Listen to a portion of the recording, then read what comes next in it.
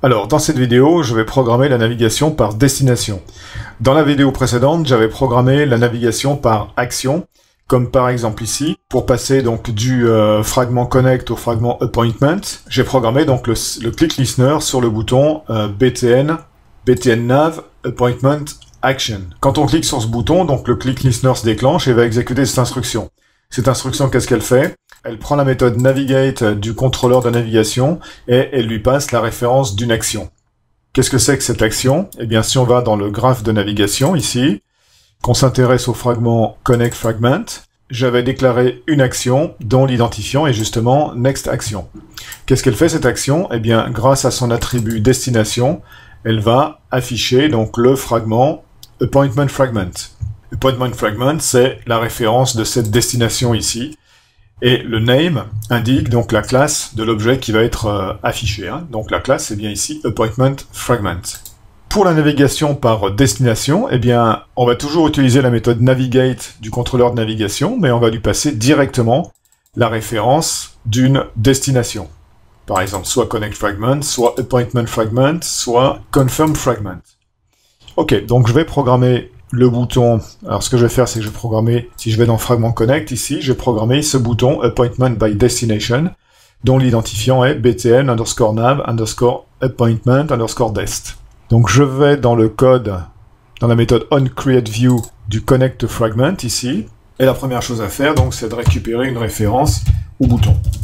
Alors, je vais l'appeler btn appointment dest, et je vais récupérer sa référence, donc à partir de v, la référence de la view, .findViewById, et sa référence, donc c'est r.id.btn appointment dest. À partir de la référence de ce bouton, je vais lui affecter un click listener, btn appointment dest.set onClickListener, new onClickListener. Voilà, et dans cette méthode onClick, je vais utiliser donc le contrôleur de navigation, c'est-à-dire navController, sa méthode navigate. Voilà, et on voit que sa méthode navigate, elle a un paramètre qui est de la référence d'une direction. Donc on va lui passer r.id.connectFragment. Alors, petite erreur ici, c'est pas Connect Fragment, la destination, c'est Appointment Fragment. Je corrige. Appointment Fragment. Ok, je relance.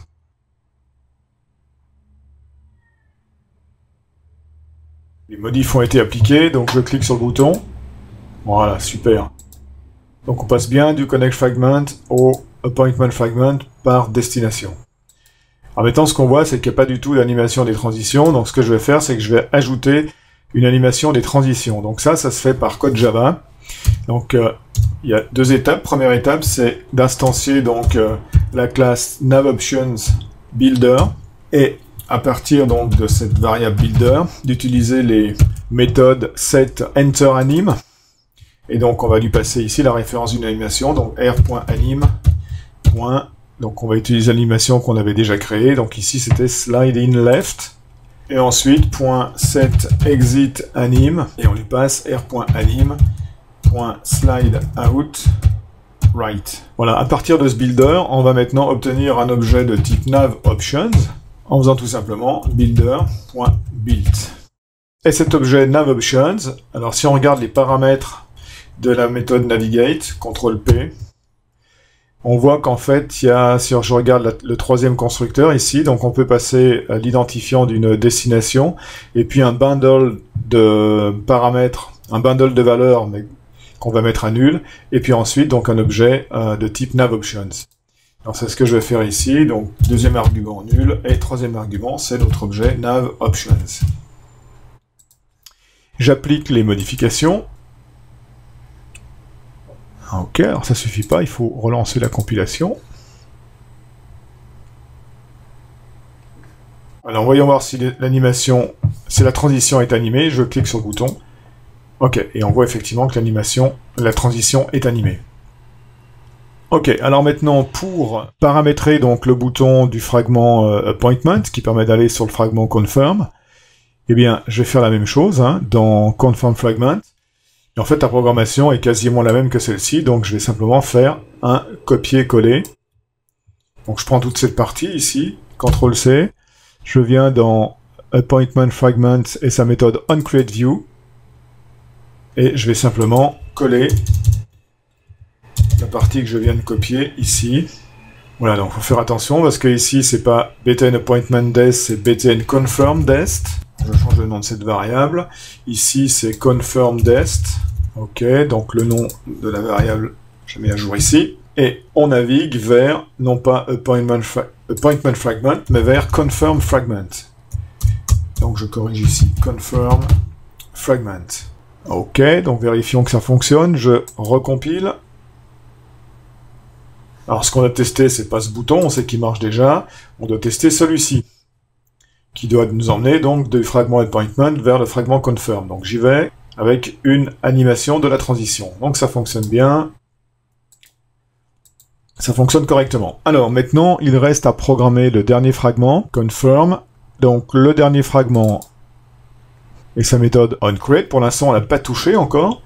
Donc je vous rappelle qu'ici, qu'est-ce qu'il faut faire? Il faut qu'on récupère une référence à la vue qui va être créée par la méthode inFlight ici. ViewV. Donc cette vue, elle est obtenue par cette portion d'instruction.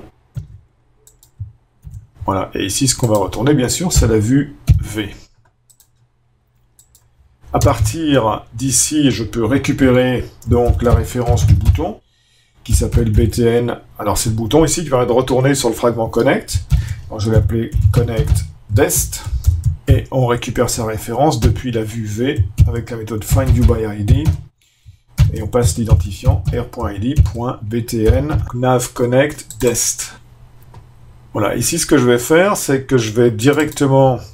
Je vais utiliser une méthode un tout petit peu différente pour récupérer la référence sur le contrôleur de navigation. Donc, ce que je vais faire ici, c'est que je vais directement affecter un click listener à ce bouton. New onClick listener. Voilà, comment faire pour récupérer donc plus facilement avec une seule instruction la référence au contrôleur de navigation? Bien, c'est en utilisant une méthode de la classe navigate qui s'appelle... Alors, c'est pas la classe navigate, c'est la classe navigation. Et cette méthode, c'est findNavController. Vous voyez ici, findNavController, et on lui passe en paramètre la référence de la vue. Alors ça tombe bien, parce que la référence de la vue, on l'a ici dans l'argument. Donc on va utiliser cette méthode, on lui passe la vue en argument, et on peut directement utiliser la méthode navigate. Et là, on va naviguer donc vers r.id.connect. Donc là, c'est l'identifiant de la destination, Connect Fragment. Voilà, donc ici, on a une façon plus simple et plus rapide de récupérer la référence sur le contrôleur de navigation sans avoir besoin de d'abord récupérer la référence sur le hostname, Fragment. J'applique les changements, ou plutôt je vais recompiler directement.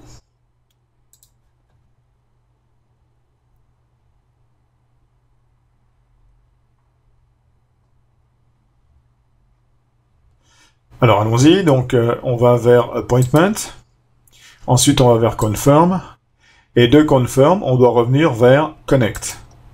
Voilà, c'est bien ce qui se passe.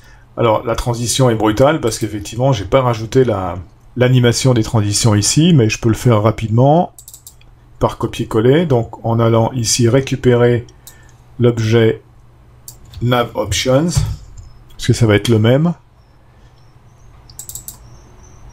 Voilà, je reviens sur le fragment Confirm, et ici, je vais donc construire l'objet NavOptions, et je vais le passer en paramètre. Donc on a en paramètre à navigate, on a vu que le deuxième argument, doit être nul, et le troisième argument, donc c'est notre objet NavOptions. Alors vérifions le bon fonctionnement.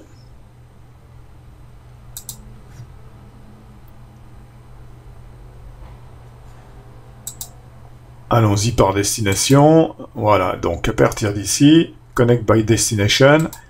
Voilà, effectivement, on revient bien sur le fragment Connect avec une animation de transition. Voilà, c'est tout pour cette vidéo. Suivez-moi dans la prochaine vidéo où j'utiliserai une nouvelle façon pour passer des arguments, ou passer des valeurs plutôt, entre destinations.